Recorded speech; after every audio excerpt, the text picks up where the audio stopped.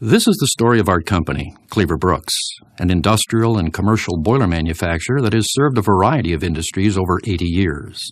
It all began in Oregon, Illinois, where John Cleaver was born on April 6, 1906. When John was only 5, his father passed away, leaving him and his 4 siblings to run the home and family farm. John's responsibilities included tending the house's coal-fired boiler, and he became fascinated with the concept of changing water into steam. Moreover, he was envious of the steam jennies he saw on nearby farms that were being used as the motive force to thrash hay. Unlike the dirty coal-fired boiler at home, these boilers burned both kerosene and No. 2 oil, and though crude by today's standards, were much smaller than his boiler and didn't require constant tending. This gave John an idea. What if he could build his own oil-fired steam boiler, fully controlled and much smaller than the one in the basement, yet powerful enough to provide energy to heat the entire house?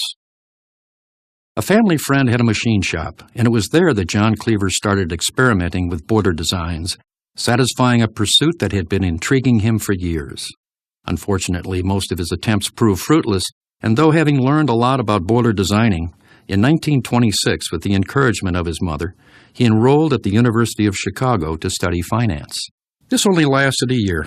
He returned home and went back to boiler designing, devoting most of his energy to the creation of a portable steam boiler that could be used for heating asphalt in rail cars, making the material hot enough for pumping into a truck for the purpose of paving roads. This was the same time that Henry Ford was building a significant number of Model T automobiles, and with only 144 miles of paved road existing in the country, there was significant pressure to improve the driving surfaces. Asphalt became the paving material of choice, with the crude steam jenny being the source for heating the asphalt to make it pumpable. After lots of trial and error, John finally accomplished his dream. It was now 1929, and he had finally built a reliable portable steamer that could fire both kerosene and No. 2 oil. The John Cleaver Company was then formed in Oregon, Illinois, and with very little capital and very little knowledge of how to properly market the idea, he was only able to sell 1 unit. But his hard work got the attention of Raymond Brooks, a construction entrepreneur from the East Coast who learned of his new innovation and traveled to see Cleaver to better understand the product and its viability for the road construction business. Raymond Brooks was considerably older than John Cleaver, having graduated from Colgate University the year that John was born, and had many financial contacts and a real sense for what it would take to get the business off the ground. He was impressed with what he saw and heard and decided to assist Cleaver with finances and marketing expertise. The result was the sale of 12 units in 1930, followed by another 40 in 1931, the same year that John Cleaver and Raymond Brooks formally came together, and our company, Cleaver-Brooks, was founded. The operations soon moved to Milwaukee, with Reliance Boiler Works manufacturing the pressure vessels. Business was growing during the 30s, albeit slowly, when a boiler failure in a Kenosha, Wisconsin dairy led the owners to approach Cleaver-Brooks about renting a portable steamer until their substantially larger coal-fired unit could be repaired. Ironically, the Cleaver-designed boiler worked so well and took up such a small space in comparison to their old coal-fired boiler, they bought it, took the wheels off, and made it permanent. This then became the first package fire tube boiler and the first application for Cleaver-Brooks outside of road building. In 1939, to better manage costs, we wanted to take control of the manufacturing of our boilers, so we purchased the building that now serves as our boiler house training and product development center on 33rd and Lancaster in Milwaukee, and it was here where we built boilers well into the 1940s, not just for road building, but also for various process and comfort heating applications. On December 7, 1941, the attack on Pearl Harbor put much of our business on hold. World War II meant that many industrial manufacturers throughout the country were called upon to support the war effort by committing plant capacity and resources to the cause.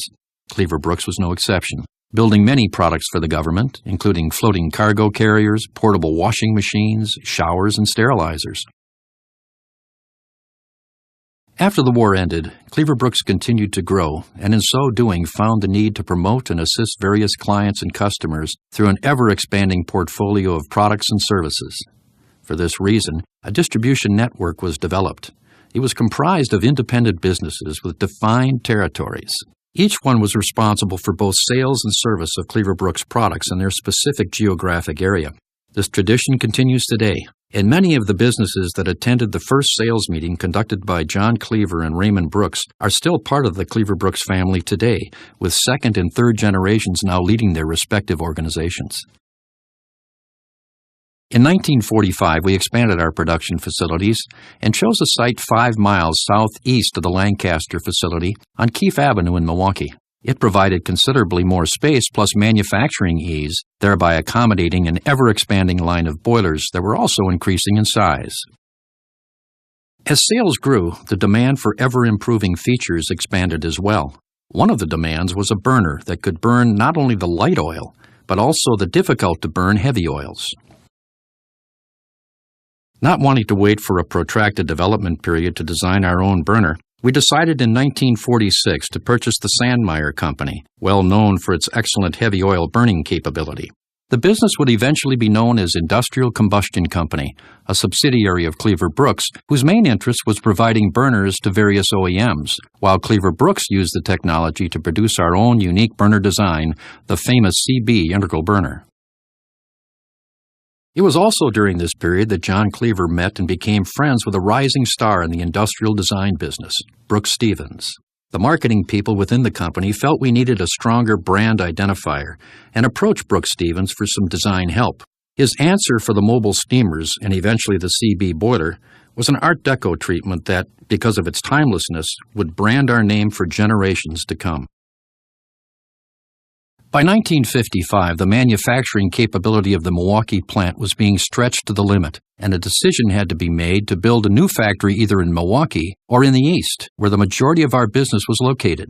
From there, we would also be closer to raw materials and pull from a stronger labor base.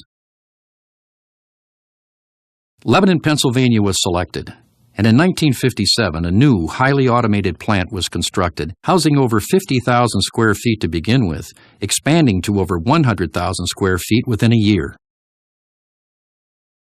As the decades went on, Cleaver-Brooks continued to grow. In 1992, we bought Industrial Boiler Company in Thomasville, Georgia. This enabled us to expand our product line while providing significant manufacturing space in the South. We closed our Lebanon facility in the mid-1990s and moved production to Thomasville, where we now build our fire tube product line today. In 1998, we purchased Nebraska Boiler in Lincoln, Nebraska, expanding our line of industrial water tubes from 80,000 pounds of steam per hour to over 1 million pounds per hour as shippable packages. With the acquisition of Nebraska Boiler and the ever-changing air pollution regulations, it was time to find a burner manufacturer who had not only the capability to handle the large input requirements, but also the ability to comply with the ever-changing and stringent air resource regulations. Natcom in Montreal was purchased in 2001 to meet these needs. Our acquisition of Cheminée Lining of Terrebonne, Quebec in 2011 provided us with a complete stack and breaching line to accommodate all the boilers we sell. This acquisition gave Cleaver-Brooks the ability to offer complete and totally integrated boiler room solutions, designed, engineered, manufactured, and serviced by one company. We started small, selling boilers for road construction. Today you'll find a highly diverse company that is firmly entrenched in the energy conversion business, with an international network of reps who provide sales, service, and parts. When you look at the history of Cleaver-Brooks, you see a company whose first product was used to help build roads. The company has evolved throughout the last 80-plus years, and through challenges, hard work, and dedication now offers complete boiler room solutions to satisfy nearly any commercial or industrial application or need, not only for today, but for tomorrow as well.